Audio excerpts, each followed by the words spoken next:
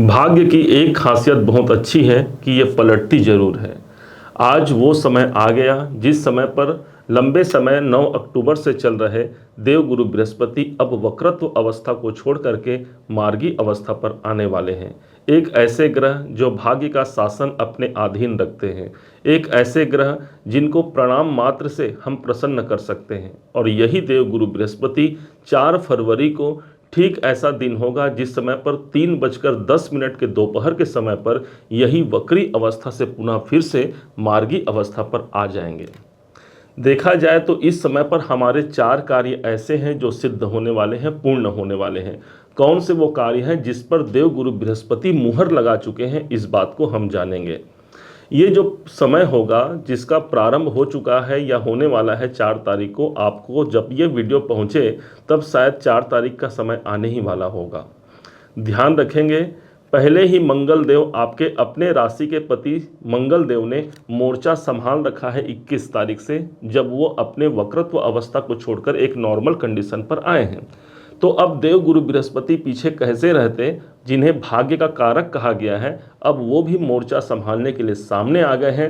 अर्थात अब जो होगा बड़ी मजबूती से होगा, बड़े विनम्रता से होगा, क्योंकि देवगुरु बृहस्पति नैसर्गिक रूप से एक शुभ ग्रह होते हैं जिसे हम जीव कारक ग्रह मानते हैं।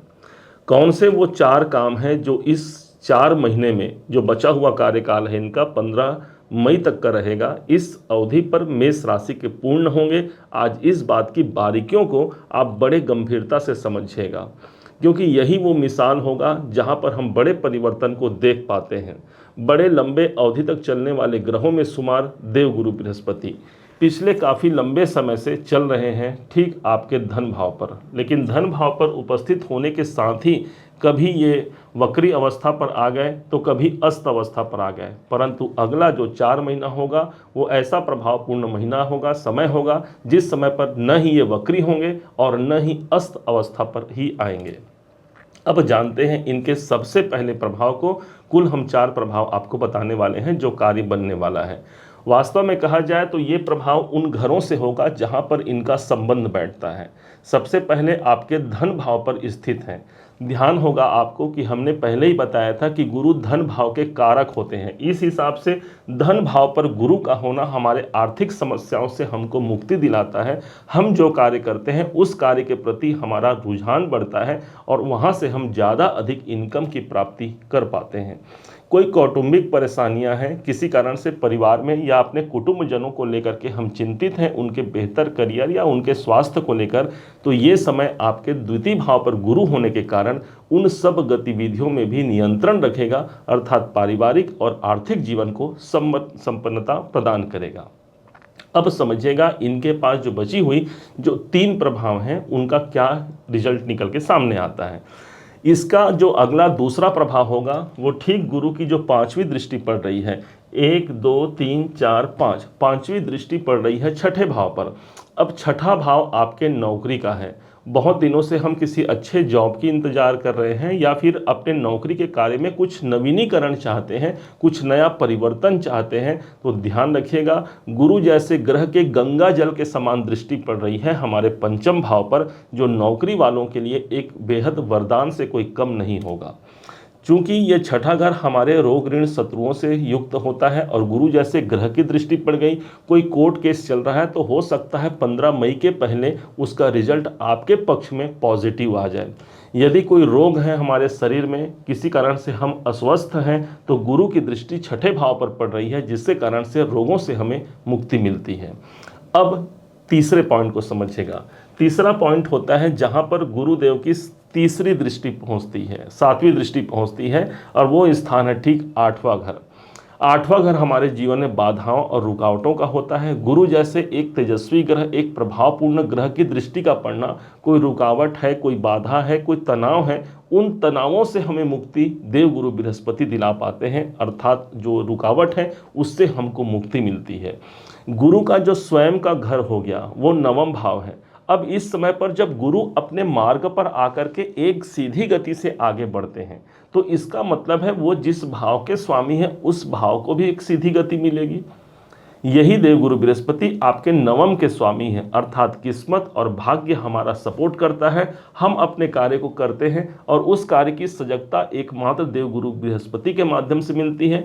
ईश्वर की कृपा इसे आप कह सकते हैं, अपने पुरुषार्थ की वृद्धि कर सकते हैं और यही वो समय है जहाँ पर आप अपने उच्चाधिकारियों से एक सपोर्ट आपको प्राप्त होता है। पिताजी से इस समय पर सपोर्ट मिलता है, उनके द्वारा यदि कोई लाभ या इनकम हमें चाहिए तो देवगुरु बृहस्पति का यह समर्थन हमारे लिए उन्नति कारक सिद्ध होगा।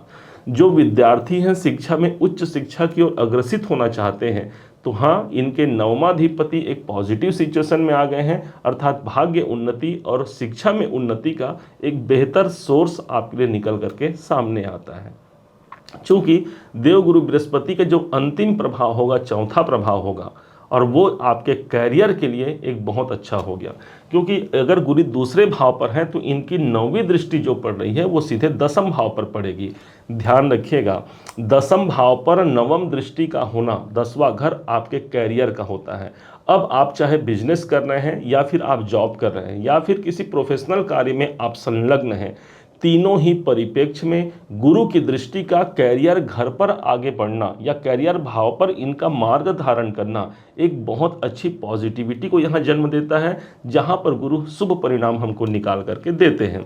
ध्यान रखिएगा, गुरु आज 17 डिग्री पर चल रहे हैं। एस्ट्रोलॉजी का एक नियम है कि कोई ग्रह यदि अपने 12 से 18 डिग्री के मध्य होता है तो उसका परिणाम हमको 100% का मिलता है। तो क्या इस समय पर 17 डिग्री पर गुरुदेव चल रहे हैं तो क्या उसका परिणाम हमको नहीं मिलेगा? तो इस समय पर कैरियर के लिए एक अच्छा वातावरण हो गया। जो लोग राजनीति फील्ड से जुड़े हुए हैं उनको भी यहाँ पर एक समर्थन मिलता है।